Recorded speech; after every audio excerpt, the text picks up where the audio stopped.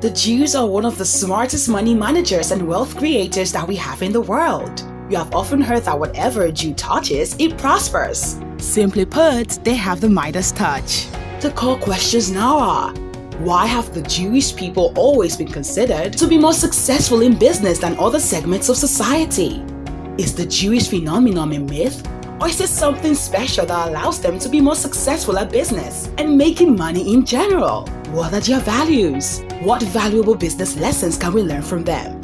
Welcome to All Round Growth, where we lay the building blocks for your sustainable all-round growth. If you want more content that will teach, inspire, and motivate you to be a better version of yourself, please subscribe, hit that notification bell, and let's grow together. In this video, we'll review wealth-making secrets from the Jews. Watch this video and learn what you can do to achieve the same mindset, actions, and results that have made the Jewish people so successful over many centuries. I guarantee it will put a brand new perspective on how you view money and business from now on. So let's get started. 1. Believe in the dignity and morality of business. When you understand that what you do for a living is an act of service to the world, to other people, and even to yourself, you realize that engaging in business is a moral act that benefits all involved. Jews have thought that business is a matter of being valuable to other people. You can't earn an honest living without pleasing others. Naturally, we are all engaged in business. Whether you're an administrative assistant typing documents all day long, a factory worker, a trash hauler, CEO of a multi-billion-dollar company, or a stay-at-home mom, you are engaged in business because you're providing value to others in some way. When you operate your own business affairs honestly and honorably, and you have a product or service that people want or need, then you're making the world a better place and you're making people happy. When you view it that way, you are more likely to succeed in doing well at whatever business you're engaged in.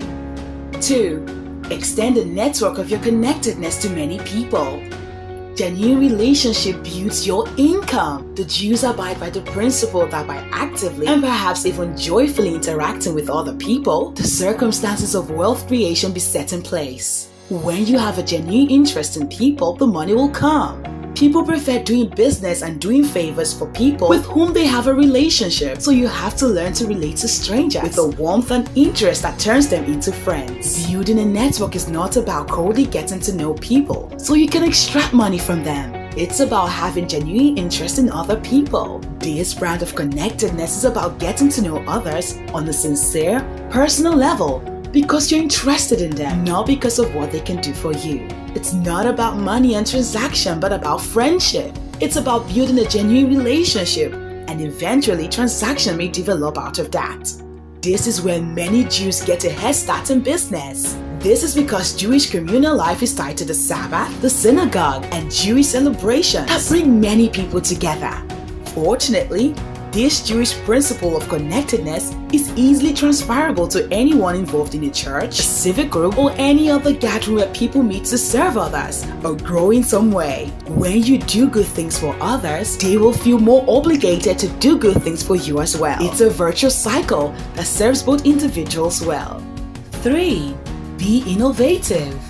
The Jewish people are passionate and disciplined about innovating and starting up a business. Innovation of new products and services is very much part of their entrepreneurial culture. This is the same creative culture that has shaped many successful Jewish startups into multi-billion enterprises, such as Facebook, Google, Viber, WhatsApp, and Waze. It is no wonder that Israel is known as the startup nation because it has the second largest community of technology companies in the world, second only to the United States. The Jewish people are not only successful in high-tech entrepreneurship, but also in other fields. For example, most of the well-known garment brands today are owned by Jews, such as Calvin Klein, Ralph Lauren, Liz Claiborne, Donna Karan, Kenneth Cole, Marc Jacobs, and Guess. Other popular consumer brands such as Levi's, Haagen-Dazs, Starbucks, Mattel, and even Big. Hollywood outfits such as MGM, Paramount, 20th Century Fox, Columbia, Warner Brothers, and Universal Studios are all founded by Jewish entrepreneurs. The recent Forbes ranking of the world's top billionaires reveals that about 12% of them are Jews. 4. Never die spirit. The Jews are highly motivated to excel in everything they do because they have that strong drive to prove something. They want to prove to themselves, their families, and the world that things could change for the better, despite a long history of persecution against them. Have you ever felt looked down upon by your friends or relatives because you're not rich? How do you feel about being psychologically set apart because you do not belong to them? We can learn from the Jews that instead of getting angry at ourselves or your family, you can turn that pain into your strength by becoming more driven in your endeavor, so that someday you can prove to everyone that you can succeed too. When you are driven to achieve something, you need to set your long-term goal and find ways to reach it. 5. Change your mindset. Money is not the root of all evil. Traditionally, Jewish families encourage the pursuit of wealth accumulation, high-income careers, and investing. Jew families value wealth and success, while many ethnic and religious groups are mainly focused on the afterlife and downplaying this world. Jews view wealth and success as a blessing and gift from God. Money is not the root of all evil. It is a neutral substance that can be used for good or bad, depending on who uses it and how it is used. In general, Jewish texts have portrayed poverty as an unjustifiable burden. In the Jewish tradition, there is nothing wrong with being wealthy. Financial well-being, just like any other material blessing, has no intrinsic value. How we use it determines its value and measures our character. And to use it correctly, we need wisdom. Abstinence from worldly pleasures is not a Jewish ideal. They believe that wealth is a worthy goal to strive for.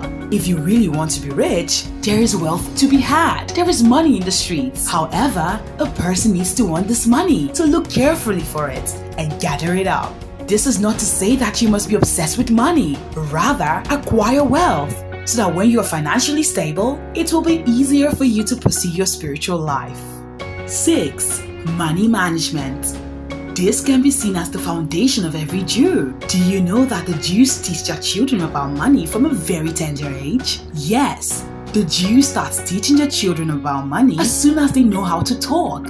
And this is part and parcel of their culture. To train their children about wise money management, the Jews will use 5 jars. Each jar is carefully labeled and has an opening at the top. The jar is akin to what in modern times we call a piggy bank or simply a home bank. The jars are labeled tithe, giving an offering, saving, investing, and spending. Every time a child is given 10 shekels, the child is expected to put 1 shekel in the jar labeled tithe, another shekel in the giving and offering jar, another shekel in the savings jar, 2 shekels in the investing jar, and the last spending jar receives the remaining 5 shekels. The child is then expected to open the giving jar only on Sundays, while the tithe jar is opened on month ends. The savings jar is opened only on special occasions, like when the family faces sicknesses, while the investing jar is opened only when it's full. The child takes full charge in deciding when and where to invest the money pool he or she has accumulated.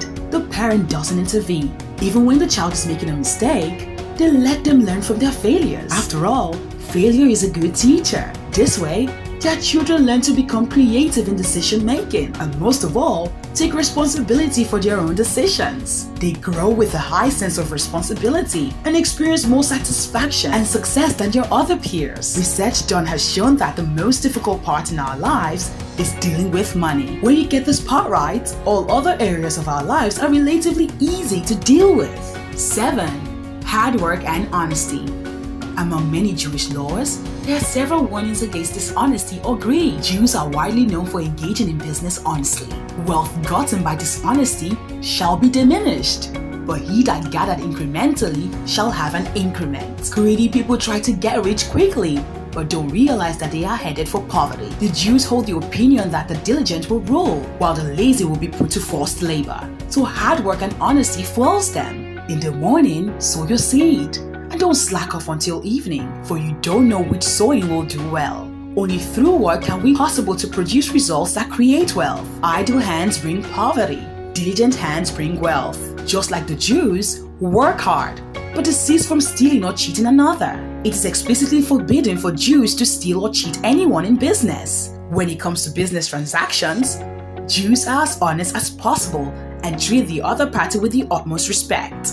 As a matter of fact, Jews also cannot knowingly buy an object that has been stolen. For example, while it's possible to take advantage of clients, By being dishonest about the cost associated with carrying out a task, the Jews put an emphasis on surrounding oneself with people who have strong moral values and will not cheat. If a Jewish person damages or destroys another person's property, they also have to make restitution. This goes a long way in putting them on a pedestal where a lot of people want to work with them. 8. Investing. The Jews believe one's money should always be ready to hand, meaning that we should always have money ready for an investment. A good number of Jews invest in financial assets compared to the rest. During their journey towards wealth, they hold back on spending for some time and save as much as possible. Those who love pleasure become poor. Those who love wine and luxury will never be rich. The Jews promote the concept of working hard, saving and accumulating to invest in financial assets, and ultimately obtain the desired return to support one's lifestyle or future needs. Truth is, the wise have wealth and luxury, but fools spend whatever they get. As such, saving can be seen as planting seeds. It takes time to see the growth, but it will provide a rich harvest. Worthy of notice that Jewish people take calculated risks. They educate themselves and plan ahead before making investments. As such, they never rush into an investment without prior research and deliberation. They also divide their investment among many places, for they do not know what risks might lie ahead. Bonus points. Be a true giver.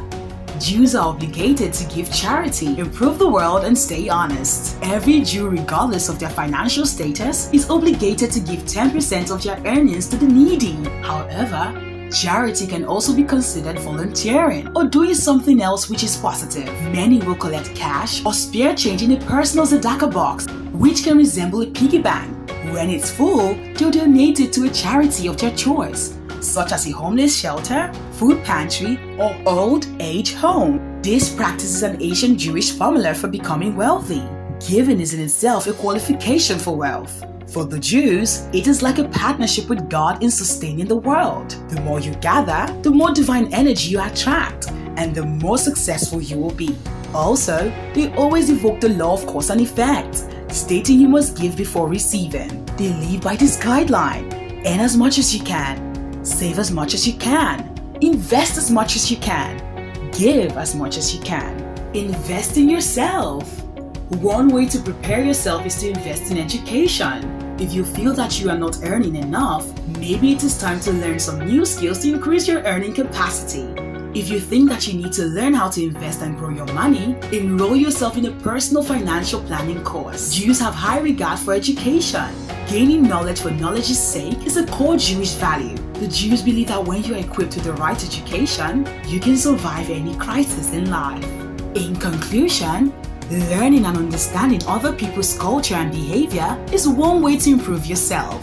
While there are certainly a lot of things that we can learn from the Jewish people, I personally believe that everyone has the ability to succeed in life, regardless of race and nationality. However, the message is clear. It is necessary to escape poverty, escape conditions of need, and avoid jobs that don't make us prosperous and don't leave us quality time to study, grow, and become wiser. We can be thrifty and live below our means to save more, invest more, live a life based on our values, and give back to the society. With that being said, thanks so much for watching. Stay connected by subscribing to our channel. But before I go, I would love to leave you with a question. What money lessons have you learned from the Jews? Are you inspired, or are the contents far from your current values? Let me know your thoughts in the comment section. Until next time, keep learning and growing.